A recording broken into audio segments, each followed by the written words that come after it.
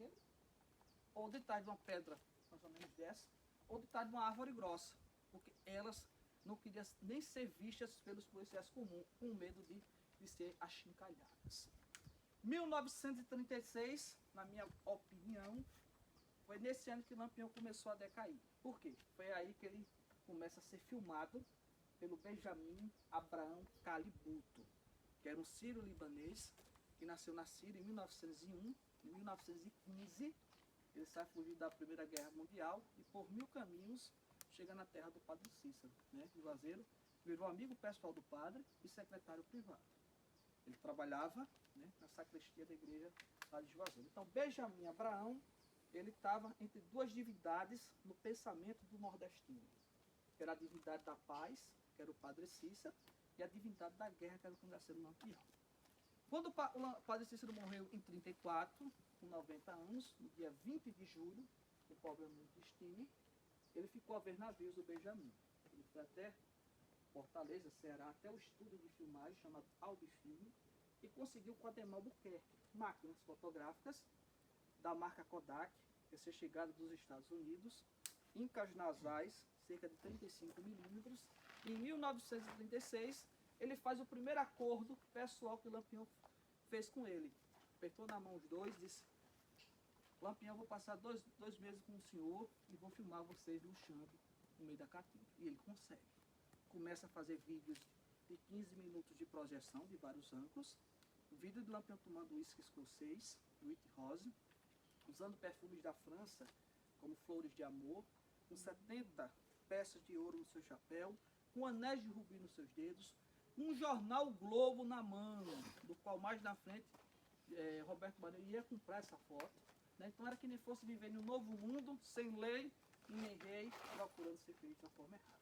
Então, graças a Benjamin Abraham, nós temos hoje acesso a vídeos e fotos. Ele deu corpo e forma ao cangaço. Ele foi muito importante na cinemática brasileira. Então é aí que Getúlio Vargas começa, né, a querer realmente pegar o Lampião. Então foi o próprio progresso também que acabou com o Lampião. Em 1938, o Brasil vivia a ditadura Vargas, que era o Estado Novo. Então Getúlio Vargas mandou reforçar as volantes com armas de guerra, como o fuzil Mauser de ferrolho, submetralhadora Bergmann, e permite que uma volante de um estado pudesse invadir outro estado. Porque Lampião usou o convênio interestadual militar da jurisdição de 34. Lampião andou por 7 estados do Nordeste. Dos 7, sempre pelas divisas, por conta desse convênio. No Triunfo hoje tem um castelo lá, que a cozinha fica no estado da Paraíba e a sala já fica Pernambuco. Então, quando a polícia vinha numa diligência intermitente, ia investigando, de Pernambuco vinha, ele pulava para a cozinha. Quando a da Paraíba vinha, ele pulava para a sala, que não podia invadir.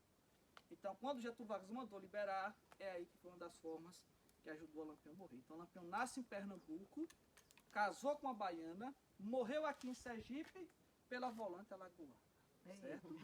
Ele teria chegado aqui no dia 21 de julho, 7 dias antes do massacre. Ele atravessou aqui debaixo de barco, no povoado de Crimontes, capital das Vendeiras, que eu aconselho a visitar. Atravessou agora de barco. Agora não se sabe se ele veio aqui por baixo, pela outra trilha do outro restaurante, ou se ele veio aqui por cima, pela casa do seu coiteiro Manuel Félix, que era um fazendeiro que morava aqui em cima. No dia 27, ele manda chamar Pedro de Cândido, que também morava lá no povoado de Trimontes, onde tinha um comércio. Pedro veio, ele levou Pedro ali para aquela pedra. Disse: Pedro, eu vou lhe dar aqui um dinheiro, você vê que tem muita gente aqui, muito cangaceiro, aqui já está sem comida. Vá para Pireza e compra comida para a gente. Aí ele foi. Era assim, se as compras, ele dava 10 mil reais a Pedro. As compras só eram 2 mil. Os 8 mil, Pedro embolsava, não dizia nada. Então, graças a isso, Pedro criou um comércio na cidade do povoado de Trimontes.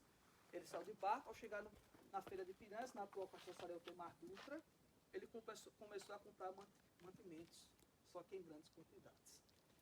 Joca Bernardes, com o cunhado dele, intrigado dele, né? Ele tinha muita inveja de Pedro, porque Joca Bernardes era coiteiro de Curisco, só que Curisco ele não dava dinheiro aos coiteiros dele, só o Lampião que dava. Então por isso o Joca Bernardes ficava com raiva de Pedro. Aí Joca Bernardes vindo desconfiou, disse: para aí, eu fui na delegacia, chamou o sargento e disse: sargento, aperte o Pedro que ele está coitando do Lampião e está comprando muita comida. Aí o sargento olhou na delegacia, quando viu lá 3 jumentos amarrados, tudo cheio de compras. Aí foi na Correio de Piranhas, chamou o seu Valdemar Damasceno e mandou o seu Valdemar enviar um telegrama para a cidade de Delmiro Gouveia. Tenente João Bezerra da Silva, Pedra de Delmiro, que era o antigo nome da cidade. Boi do Pasto, vem urgente. Assina Sargento Aniceto Rodrigues. Informações codificadas. Ele recebe esse telegrama em Delmiro Gouveia e desce, vem a pé e destina a cidade de Piranhas. O sargento retorna para a delegacia, sai. Foi até um comerciante lá no centro histórico e disse: olha, hoje aqui eu vou adquirir um caminhão, vou botar minha cabroeira, que é os policiais, e vou para a cidade de Canapica, eu vou matar o cego lá. Isso os coiteiros escutaram. O Pedro desceu, entregou os mantimentos aqui e disse: olha, não baixa a guarda que o sargento está indo para Canapica. Ele disse que ia matar o cego lá. Aí foi aí que realmente ele baixou a guarda. Liberou bebida, comida à vontade. Pedro deixa os mantimentos e as bebidas e desce para o povoado entre montes. Isso o sargento Aniceto, de vez de ir para Canapica, foi para o Riacho Seco se encontrar com os demais policiais. Se encontraram, desceram, pegaram um caminhão V8 da Ford e chegaram à boquinha da noite na antiga Lagoa da Mulata, atual Piranhas Nova. Desce até o centro histórico, quando foi 8h30 da noite, entre 8 e 8h30, eles descem até a praia de Piranhas, pegam 3 canoas, ajoja uma na outra e desce pelo Velho Chico. Quando chegou na fazenda da Remanso, próximo ao povoado entre montes, eles encostam. Os policiais foram pegar Pedro, pegaram de surpresa e trouxe ele aos costumes da polícia. Ao chegar na fazenda da Remanso, aí começaram a apertar o Pedro. Aí Pedro disse que não sabia onde estavam os cangaceiros, mas Duval, seu irmão, sabia onde estava. A antiga fazenda Giggs ficava lá embaixo, na beira do rio, no final do riacho, a 3 quilômetros daqui. Era a casa de Dona Guilhermina, que era mãe dos coiteiros.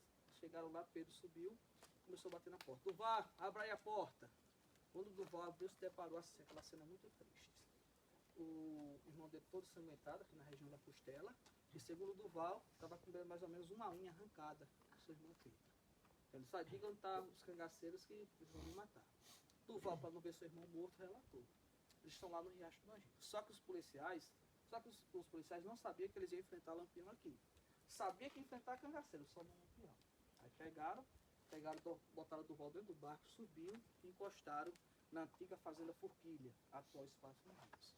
Saíram subindo com eles, chegou no alto das Perdidas, ou alto das Umburanas, eles se dividem. Os cangaceiros estavam espalhados aqui, dormindo.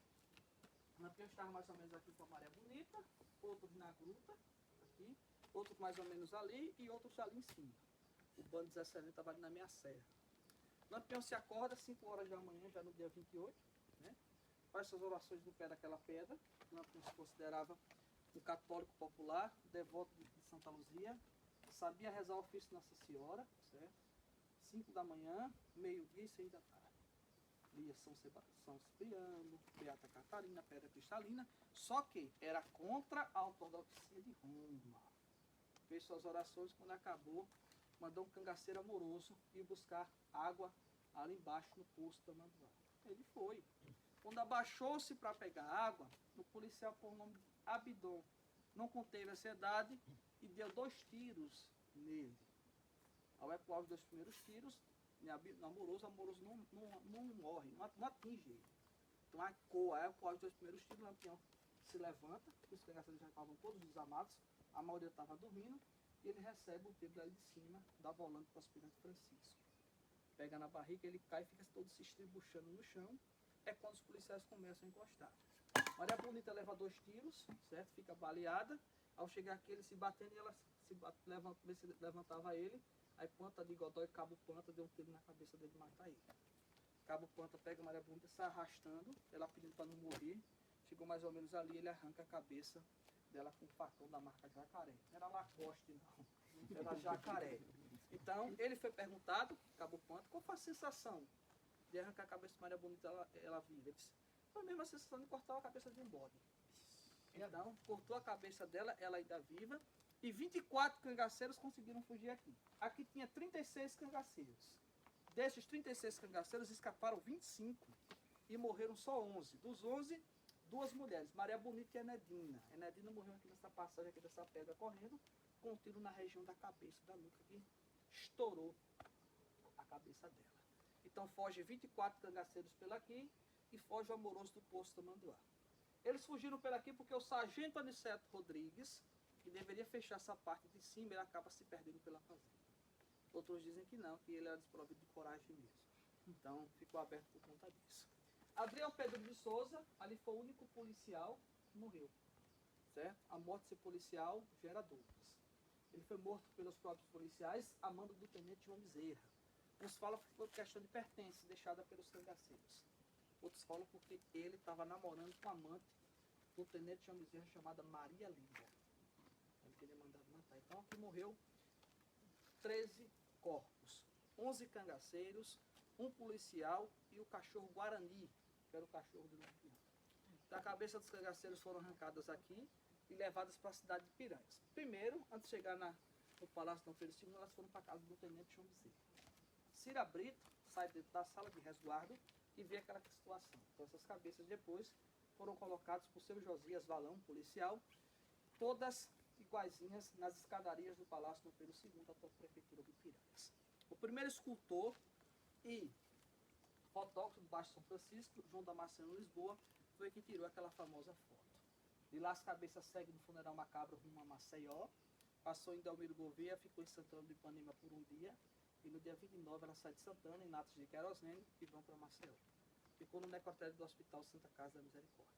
Dessas 11 cabeças, 9 cabeças foram enterradas em Maceió. Botaram no cemitério do Caju da Piedade. A de Lampião e Maria Bonita, que eram as mais valiosas, foi para Salvador, o Instituto Médico Legal chamado Nina Rodrigues, e permaneceram lá até 1969, certo? Quando foi em 69, elas foram enterradas lá mesmo, no cemitério Quinta dos Lavras.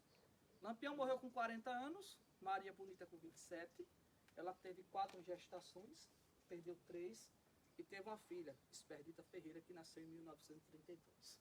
Esperdita Ferreira hoje é viva, tem 93 anos, vai completar 94 esse ano, e mora hoje em Aracaju. Em 2002, ela conseguiu na justiça, pelos direitos humanos, de pegar a guarda dos crânios dos pais dela e trazer para Aracaju onde mora. Há 3 anos atrás, esses crânios se encontravam na USP, que o crânio do Lampião estava só o farelo, estava todo despedaçado. Ela mandou para lá para reconstruir, conseguiram reconstruir. E hoje esses crânios de Lampião e Maria Bonita se encontram com ela lá em Aracaju. Todo ano, dia 28 de julho, data da morte do Lampião, aqui tem 2 missas campais, que é referente a esse acontecimento.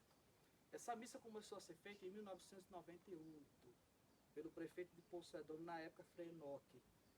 Só que hoje, a Espérita Ferreira não vem mais por conta da idade, ela tem 93 anos. Quem vem é a Vera Ferreira, que é filha da Esperdita, que é neto do Lampião Maria Bonita. Só que ela não vem por esse restaurante, ela vem por esse outro restaurante, pelo espaço Ecopar. E a Esperdita fica lá embaixo, de boa, tomando água, debaixo do pé de mangueira, tirando fotos com as pessoas. O cangaço acaba com a morte do Lampião. Então o Lampião morre, acaba o cangaço. Sobrou só 2 bandos de Lampião. Angelo Roque e o famoso Curisco de Abulô. O Curisco não chegou a tempo, num acordo que ele tinha feito com o Lampião, aqui nesse local. Ele se encontrava em Alagoas, no município de Pão de Açúcar, na fazenda Emendadas.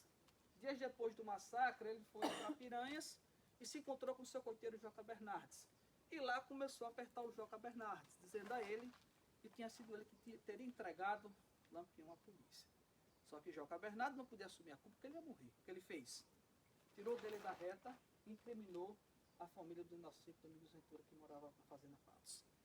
E disse a Curisco que tinha sido Domingos Ventura que teria entregado Lampião à polícia. Curisco, no dia 2 de agosto, chega com seu bando, com sua mulher Dadá, na Fazenda Patos, onde morava Domingos Ventura e sua família, matou Domingos e sua família, cerca de 7 pessoas, levaram os corpos para trás da fazenda, onde tem um curral de pedra, e o cangaceiro Velocidade 1. Tinha 2 cangaceiros com velocidade, o 1 e o 2. Foi o 1 que cortou as cabeças das 7 pessoas da família de Domingos Ventura. Ela mandou em sacos pelo vaqueiro João Crispim, diga, olha, leve em cima desse jumento, do caçoaço, diga ao tenente João Bezerra Piranhas que faça uma fritada de coma. Ao chegar lá, eles pensavam que era carne de bode, carne de gado. Quando abriu o saco, os policiais se depararam com aquela cena horrível. As cabeças foram enterradas em Piranhas, no centro histórico, lá na parte alta, na entrada de Piranhas Nova, onde fica o cemitério. E João Crispim ficou na parte central do centro histórico, dando entrevistas. Até o pai de Alceu Valença estava presente nesse dia e conversou com o João Crispim. Em 1939, Curisco é baleado no braço pelo maior matador de cangaceiros, Tenente Zé Rufino, que era da polícia da Bahia. Então Dadá, mulher de Curisco, ela foi a única mulher do cangaço a pegar em armas e combater com as volantes. Se deu mal, levou um tiro no pé. Em 1940, Getúlio Vargas publica a anistia de Vargas. Os cangaceiros se entregando, só vão passar 6 anos presos. Curisco queria se entregar, aconselhado por Dadá ele resistiu. Dadá e Curisco correram até a fazenda Barra dos Mendes, Bahia, e no dia 25 de maio do mesmo ano, Zé Rufino mata Curisco nessa fazenda. Dadá pegou a anistia, foi solta. Ela teve um filho com Curisco, chamado Silvio Bulhões, e foi criado pelo padre Bulhões de Santana do Ipanema, em Alagoas. Foi para Maceió Novo, estudou, virou economista e professor de matemática da UNEAL Alagoas, em Maceió. Dava aula lá. Morreu ano passado com 86 anos em Maceió.